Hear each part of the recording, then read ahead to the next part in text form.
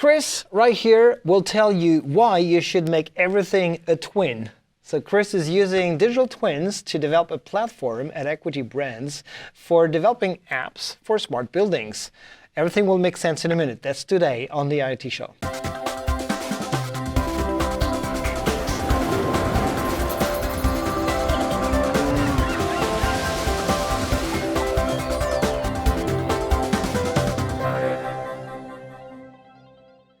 Hi everyone, this is the IoT Show. I'm Olivier, your host. We'll continue making spaces smarter today, and for that we have Chris from Equity Brands with us. Chris, how are you? I'm well. How are you? I'm fantastic. Great. Enjoying sunny Seattle over here. What about you? Where are you calling from? I'm calling from Atlanta, Georgia. Okay. How's the weather down there? It's surprisingly sunny for December. Yeah? Awesome. Cool.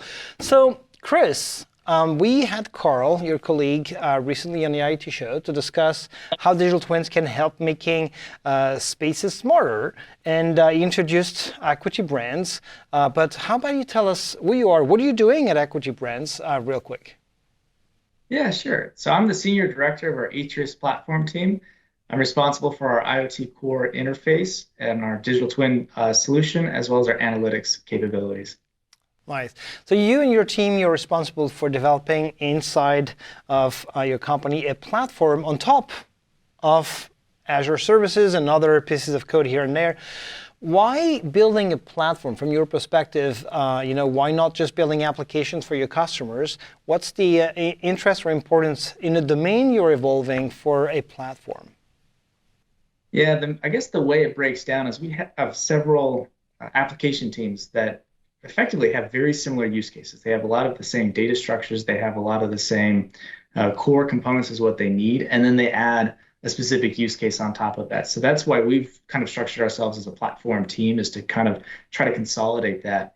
I think in the past, we've had several different teams all structuring buildings in different data stores and different APIs. And over time, we've had these connections needing to be created. So as we had cool data in one application, wanted to be presented another application that was just use their API and use their keys to pull in that data. And then we ended up, I drew an architecture diagram that just showed this incredible complexity because we had different bits in different places and so many translations going on that we really identified the need of a unified platform.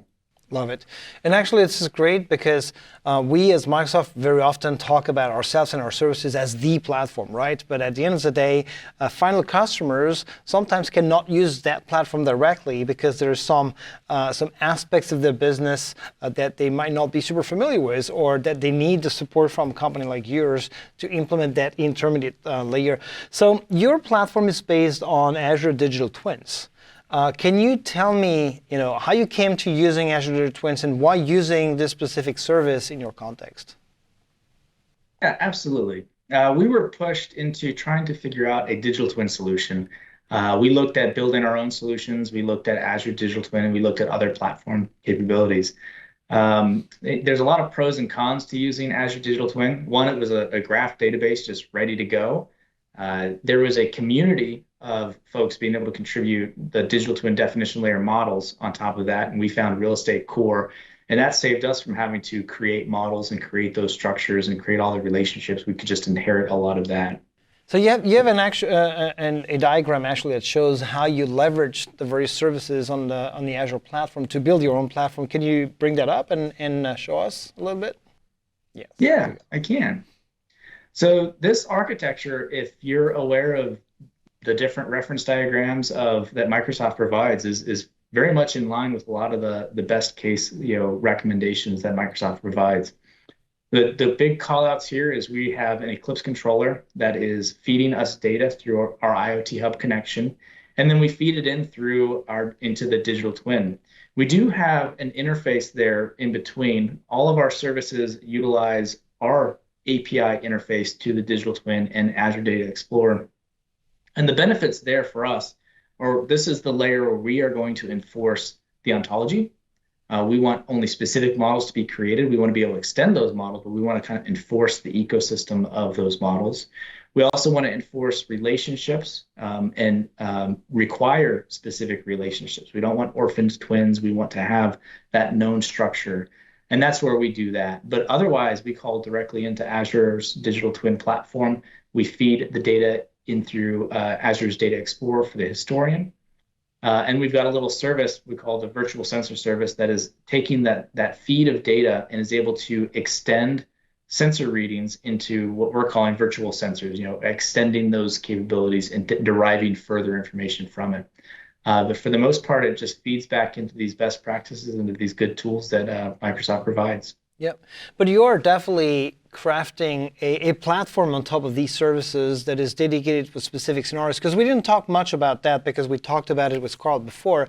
But the platform, the Atrius platform, tell me, what is it exactly for? What should customer expect from it? What kind of applications? Because we didn't even talk about that, which is kind of a shame, right?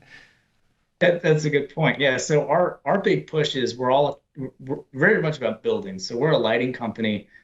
We've got indoor lights, we've got outdoor lights, but these are a lot of our IoT devices, and a lot of our partners are also in buildings, in spaces, and we're trying to be intelligently use these spaces. This platform really is the restrictions on top of the Azure's platform that is what's enabling our customers. So this shared ontology, instead of being able to create twins, if you go through the Microsoft Learning portal, you'll find several examples of creating a temperature sensor. And there's literally as many demos you find, there's that many models of a temperature sensor. In our system, we have a temperature sensor we have that you can extend. We have a common pattern that everybody's going to follow. And it's these restrictions that then enable applications to be able to better make understanding of what's stored and to extend those and share that back into the platform. So we may have one partner that is specialized in fault detection. They can subscribe to that changing data feed of a system. They maybe didn't commission the building, and that's a lot of the hard part, is getting a data into a digital twin platform. But they can feed into that. They can provide back fault detections, alerting into the platform, and other applications can subscribe to those changes as well. Got it. So can you help me understand a bit better, imagine I don't know anything about digital twins and DTDL and Azure Digital Twins and so on. So why a traditional relational database doesn't work? Why is it not enough? What is a graph on top of DTDL bringing and that you were able to use from your perspective?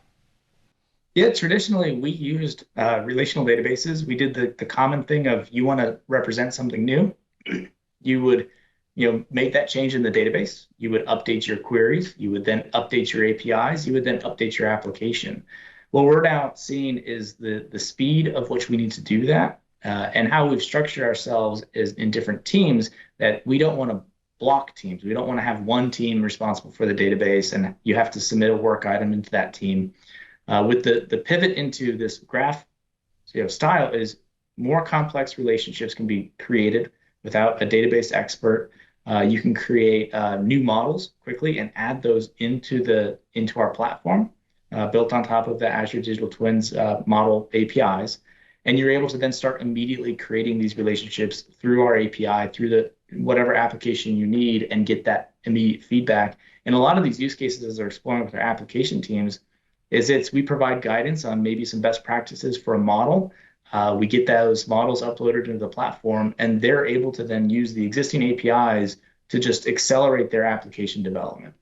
Got it. Well, let's look at the complexity of these models actually, just for reinforcing the fact that going through the old process you just described, if you were staying on that relational type of database, that would not work anymore. Let's look at ADT and the complexity of these models you're dealing with. Yep. So I've got 3 examples that kind of show some different use cases our application teams build on top, and I'll talk to the different teams that are augmenting these. So at the top of each of these models, you'll see a kind of a common theme. We've got an organization structure and a space structure that defines a site, a building, a level, and some applications use zones, some use rooms, and go from there. In this specific use case, we have an indoor position solution built around some asset tags that move around a space. And those tags are located in a level, and they're providing us with sensor readings We're able to get the temperature of a space. We're able to get the voltage that's pulled from the battery. And more importantly, these tags are detecting which lights they're near in our smart lighting systems and are able to then produce a location for the system. And so those are the sorts of data that we're pulling into the system. From that, though, we're able to do things like fleet management. So we have an analytics model that can look at all of these asset tags voltages and can now start to predict battery life, right? So one team was able to use an existing structure created for another application. They can add and augment a single model and feed that back into the system, and they're able to then benefit not just that application, but other applications. So one, if you're trying to track assets, knowing a asset tag's battery life prediction is fine, but now we've enabled a fleet management application that can now take battery life predictions, and instead of trying to track down a asset and a asset tag, you can now make models that say, let's just do a full fleet, reinstall of batteries across the fleet, when a certain threshold is met. Yeah, got it. So before we move on to the next sample, real quick. So you talked about REC a couple of times. For those who don't know, real estate core. And in that diagram, we're saying actually that lots of these boxes are REC ones, meaning that they are the industry standard ontology that you guys are leveraging and using, right? Yeah, and in fact, we've been participating with the real estate core team, and we've been helping to augment these even further. So up at the top, the space level, all of those are REC. We have had no need to modify any of these.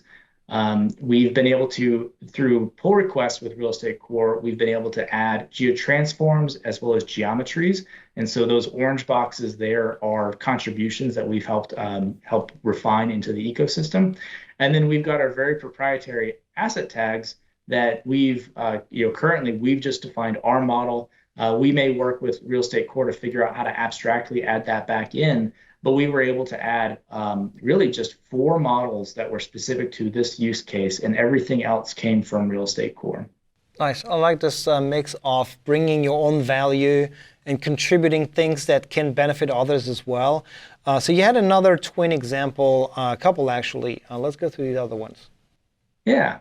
So in this use case, you see very similar. We've got a site structure. And then we've got our on-site controller, that Eclipse controller, and then we've got many, many luminaires. So a typical site may have anywhere from 50 luminaires to thousands of luminaires.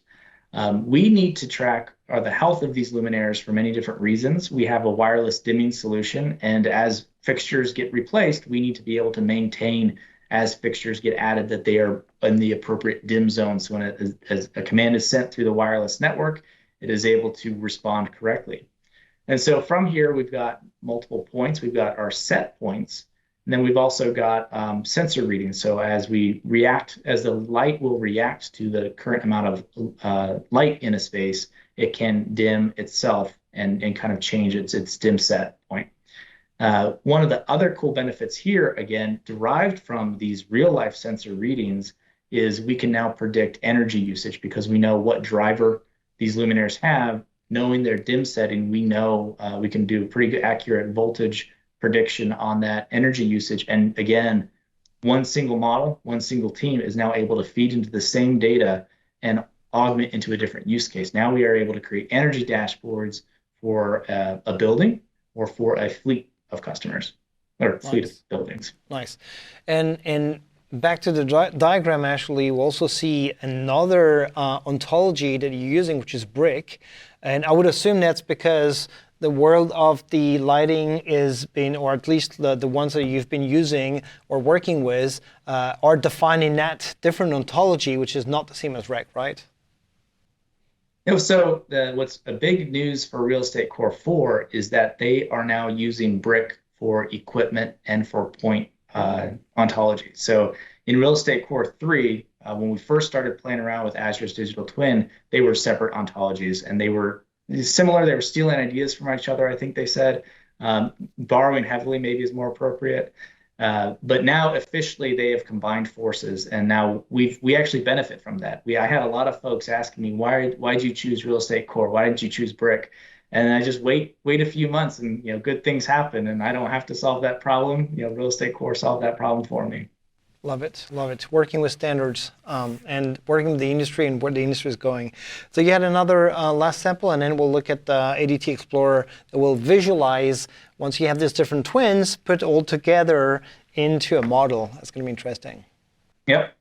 All right. So again, another use case from a different team. Our controller, the main use case for our controllers that we sell is for HVAC solutions. And so here's a very simplistic HVAC system that is feeding air into a single room. HVAC systems get very complex very quickly, but so do the diagrams.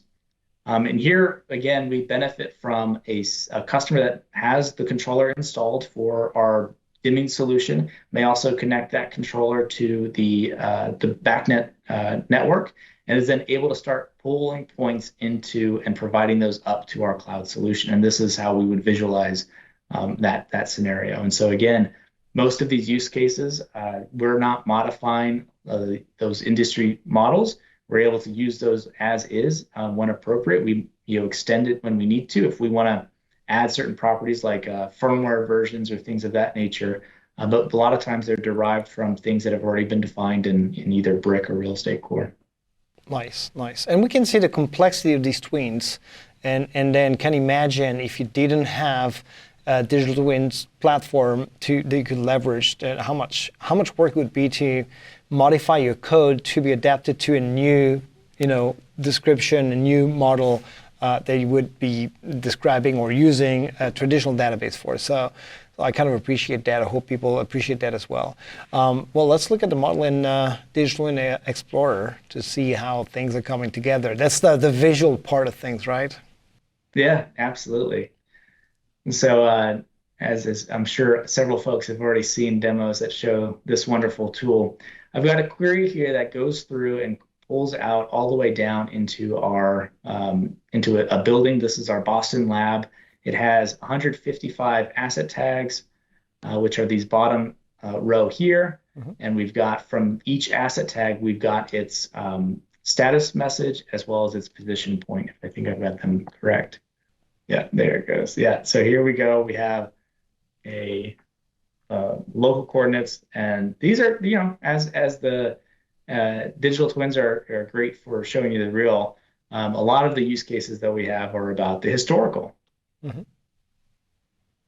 We can jump over to how this feeds into our system. And so here, using the data history capability built-in connector from Digital Twins into Azure's Data Explorer, we're able to quickly see, yep, data is flowing. What I really like to do, since we have coordinates, is we can actually throw it into a scatter. And so here is these 150 asset tags, and this is their last known location throughout our Boston lab. Mm-hmm. And then you can even do things as fun as showing the last hour of trail. And we can even do it for, hopefully this is an exciting tag. It is not an exciting tag. It is barely moved. But that's the power of some of these queries. Yeah. Yeah, and that joint queries between ADT and ADX actually, right? Because and when you build your application, what you're doing, I would assume, is you're working with ADT Explorer, ADX to create these queries, work them out, but then you basically have them as a function in your code that someone building a UI or building an integration to a business app will just leverage, and so API calls into your platforms that translate into these queries, and so they just are asking, for specific data based on these queries that you've been developing here, right? Absolutely, yeah. And if I thought ahead, I could have easily pulled in the query our history API is pulling in as well.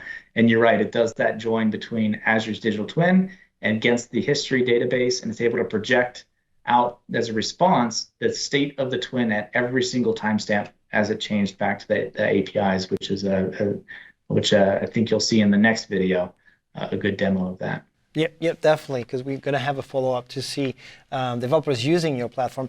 Tell me, Chris, to as a closing point, so as a developer, what's your main takeaway working with digital twins? Not especially Azure Digital Twins as a service, but working with digital twins and graph and relationships in digital twins. What's your main takeaway?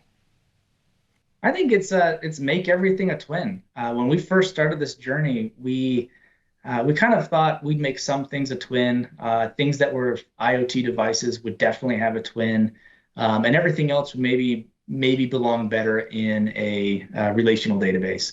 And as we've kind of gone along this journey, it's if you can make it a twin, you can create that relationship. One, you benefit from everything has immediate history. Everything is now available through the queries that you want to run. Everything that you set up, disaster recovery, anything you do to this common system is benefits you, and it really takes away a lot of the work the platform team has to do. We can focus on building new features as opposed to, oh, you want to add one more domain model. It's just add the model, get it in the platform, and start building those relationships that the application teams need. Yeah, I love it. Make everything a twin, as long as you use the Azure Digital Twins, right? Of course. That's my final word here. No, there are other solutions. It's just a joke, because that's the thing, right? Platforms offering digital twins, capabilities is something that the industry requires and needs. The Azure Digital Twin service is one of them, and so we're so glad that you're using it. Chris, thanks a lot for your time. We're going to have one of your colleagues coming up to explain how they're leveraging your platform to build applications for smart lighting, for smart building management. So, well, once again, thanks, Chris, for your time. Thanks, everyone, for watching, and see you soon on the IT Show.